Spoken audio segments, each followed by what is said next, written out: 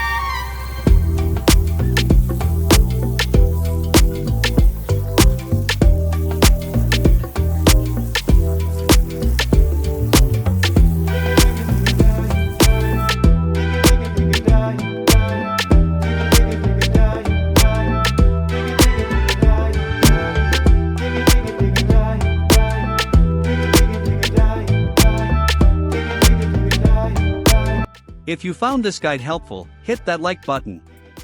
Let me know in the comments, what's your favorite place to run your RC? And hit subscribe for more expert tips, mods, and bash sessions with the MN82s. Thanks for watching.